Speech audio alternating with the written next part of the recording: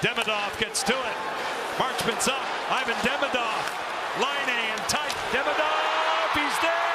He scores!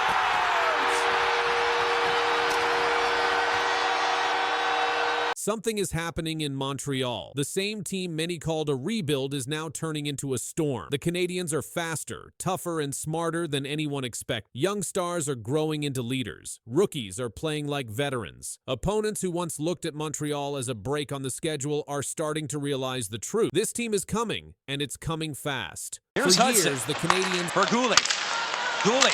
Wanted it in front. Nice stick. Larson or Suzuki was in home free. Good defensive stick by number 6. Caulfield. Richard score! Cole Caulfield!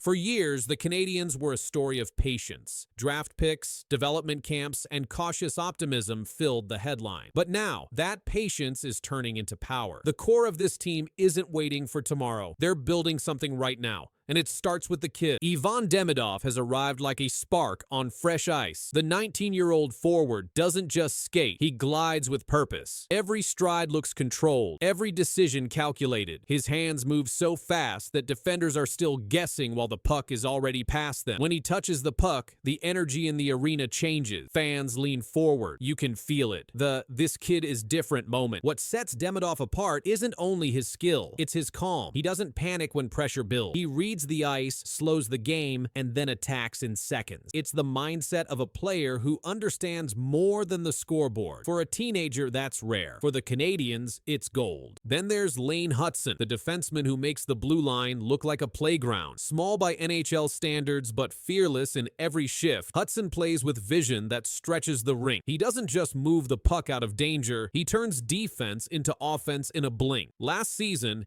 he tied the record for most assists by a rookie defenseman. For Montreal, that stat isn't trivia. It's a sign that the next generation of leaders is already in control. And through it all stands Martin St. Louis, the coach who teaches hockey like art. He doesn't want robots. He wants thinkers. Players who understand flow, creativity, and instinct. Under him, the Canadiens aren't just playing faster, they're playing freer. Every shift feels like an opportunity. Every young player feels trusted. Nick Suzuki leads them with quiet fire. He's not loud, but every teammate knows his heartbeat drives the room. When he steps onto the ice, the message is clear. Play hard, stay humble, keep moving. Around him, Cole Caulfield brings the flash, the quick shot, and the joy that keeps the group loose. Together, they make a room full of belief. And behind them, in goal, Jakub Dobeš has become a symbol of calm. Montreal doesn't look like a team climbing a ladder anymore. It looks like a team ready to jump. What makes Montreal dangerous isn't just talent, it's belief. You can see it in how they carry themselves, in the way a simple goal turns into a message. We're here now. Every shift feels like proof that the plan is working. The coaching staff doesn't hide their confidence either. Martin St. Louis has built a system where creativity isn't punished. It's encouraged. When a rookie tries a bold pass or risks a move through traffic, the bench doesn't groan. It nods, because that's the identity. Fast, fearless, free. St. Louis played the same way during his own career. Undrafted, undersized, and never afraid to attack. Now he teaches that spirit to a generation built on speed and vision. Lane Hutson, calm as ever, often says that hockey should be played with the head first, then the hands. You see that in every shift he takes. Head up, scanning, thinking. He doesn't force plays, he waits, finds the gap, and then strikes. That patience from a player his age is what makes the Canadiens' blue line different. It's not built only on size, it's built on brain. Ivan Demidov mirrors that intelligence up front. He's not just fast, he's unpredictable. He knows when to pass,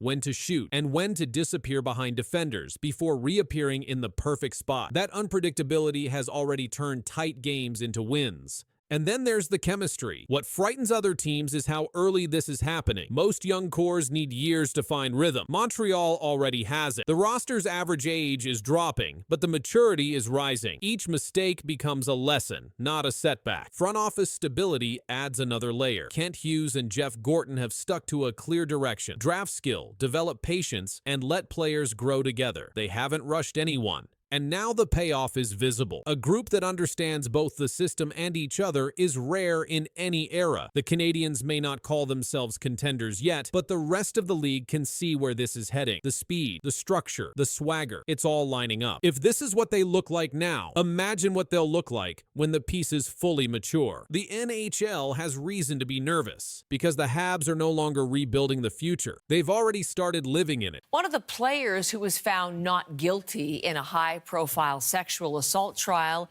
is returning to the NHL. That's Carter Hart, the goaltender, now signed with the Vegas Golden Knights. This is one of the most shocking returns in recent hockey history. This is the news that no one expected to hear this season. Carter Hart is back. His reinstatement and sudden return to the NHL have set off a wave of reaction across the league. Like I said, I got to meet some guys here today. Everybody's been very welcoming, and I'm just looking forward to getting things rolling here. Carter Hart is 27 years old. On October 16th, 2025, he signed a professional tryout deal with the Vegas Golden Knights. The news came only weeks after a court found him not guilty in a 2018 case involving the Canadian World Junior team. According to Reuters, Hart is the first of 5 players from that case to rejoin the NHL after the trial ended. The deal allows Hart to train with Vegas but not play in any games until December 1st.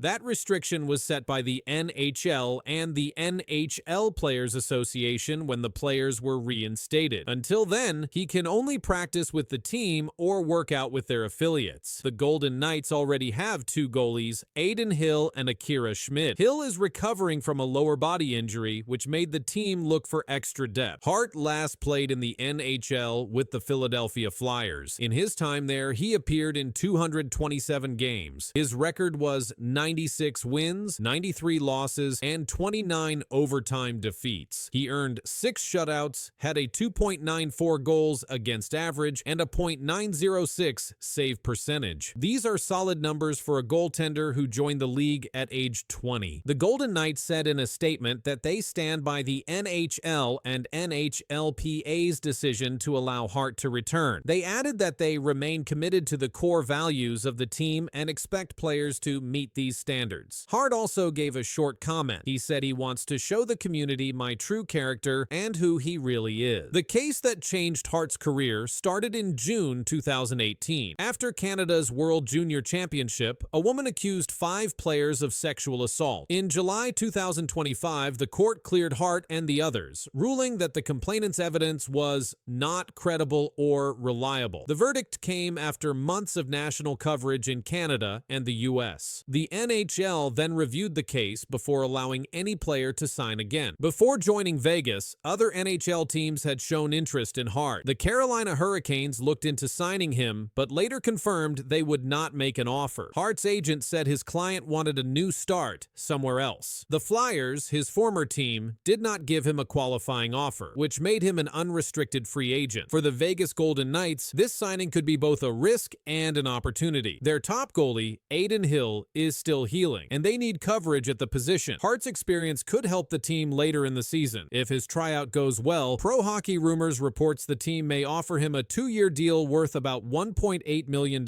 per season. The suspension was automatic while the league's investigation was still open. When that process ended, all 5 players became free to negotiate. Since Hart is the first to sign, his situation is being watched closely by teams, sponsors, and fans. Some believe his performance will determine whether other reinstated players will also return. Reports suggest that at least one of the other 4 has started talks with an NHL team. Hart's career before this controversy was promising. He was a 3-time Canadian Hockey League Goaltender of the Year and led Canada to a gold medal at the 2018 World Junior. Many experts once called him the future of Canadian goaltending. His return to the NHL now tests whether that early potential can still turn into a long career. In the league's public report, officials stated that reinstatement does not guarantee public approval. It only confirms that there are no active legal or disciplinary barriers. Hart's deal with Vegas fits within that rule. The Golden Knights said they followed the process and assessment the NHL and NHLPA made in their decision. From a hockey standpoint, Vegas gains an experienced goaltender during a season when several teams face injury. But the move also places the franchise under a spotlight. The case had drawn national attention, and the NHL's handling of it has been widely discussed. Hart's next step will come in team practices through November. Once December 1st arrives, he will be eligible to appear in official games. By then, Vegas will decide whether to keep him, move him to an affiliate, or end the tryout. For now, the signing alone has stirred debate across the hockey world. Major outlets including Reuters, the Associated Press, ESPN, and The Guardian have all covered the story, emphasizing its scale and impact. In less than a week, Carter Hart's name returned to headlines after almost 2 years of absence. For professional hockey, it is one of the biggest comebacks of 2025, and one that has already changed how the league talks about discipline, fairness, and second chances.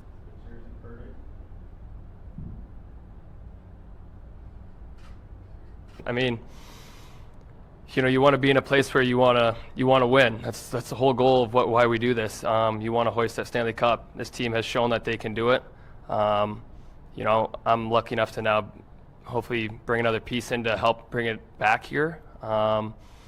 You know, I think we put the most pressure on ourselves as hockey players. That's how we play the game. We want to win every single night. You want to win every battle. You want to win anything you can all the time. Mitch Marner's words hit hard. His voice was calm, but his words were heavy. The Toronto Star broke his silence and described what he called the dark times before he left the Maple Leafs. His story wasn't about hockey anymore. It was about safety, pressure, and how fast a dream can turn into something else. Mitch, welcome to Vegas. Thank you. You're officially a Golden Knight. How does that sound to you? Yeah, amazing. It's a super exciting time for the Marner family. We're thrilled to be here and looking forward to starting this. Mitch Marner's move to the Vegas Golden Knights marked one of the biggest trades of 2025. After 9 seasons with the Toronto Maple Leafs, he signed an 8-year contract worth $96 million.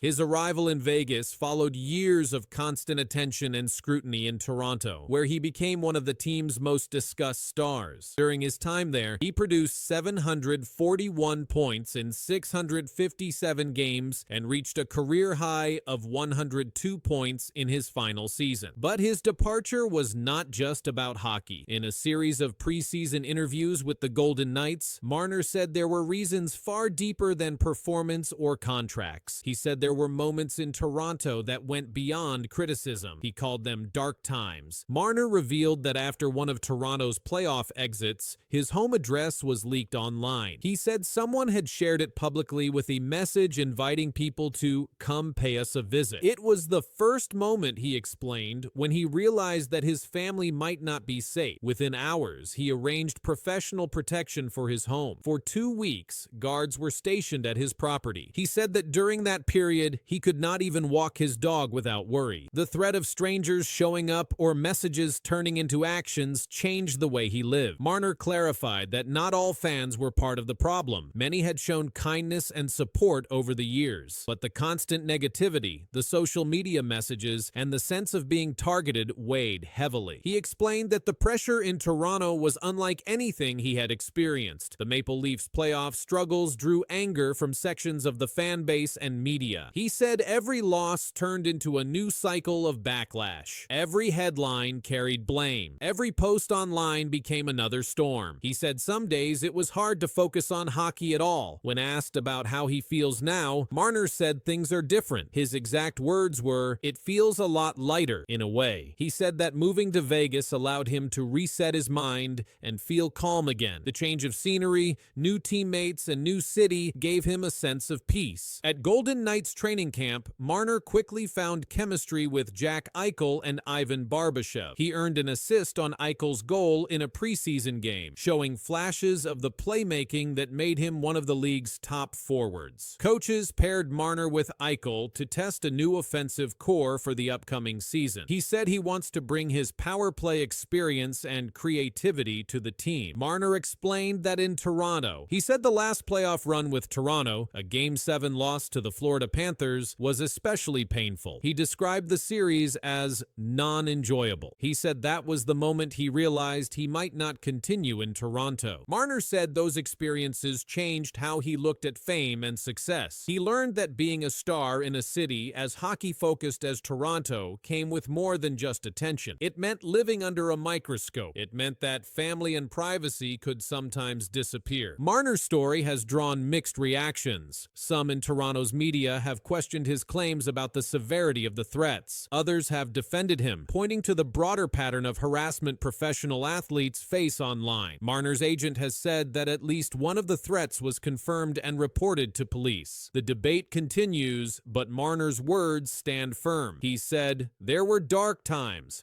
and I'm glad they're behind me." That sentence summed up both the past and the present. The Vegas locker room has welcomed him openly. Coaches have spoken about his attention to detail and quiet leadership. The tone around Marner has shifted from defense to confidence. For Marner, the new chapter is about rebuilding comfort and trust in the game he loves. The fear that once followed him in Toronto now gives way to freedom in Las Vegas. His play in preseason already shows glimpses of the same skill that made him a star, only this time without the shadows that trailed him before. The Golden Knights season begins with Marner on one of the team's top lines. His performance will be watched closely, but his words from preseason still echo. The story is no longer about leaving Toronto. It's about what he endured there and what he's rebuilding now. It's a good question. I mean, you want to be in a place where you want to win. That's the whole goal of why we do this. You want to hoist that Stanley Cup. This team has shown that they can do it.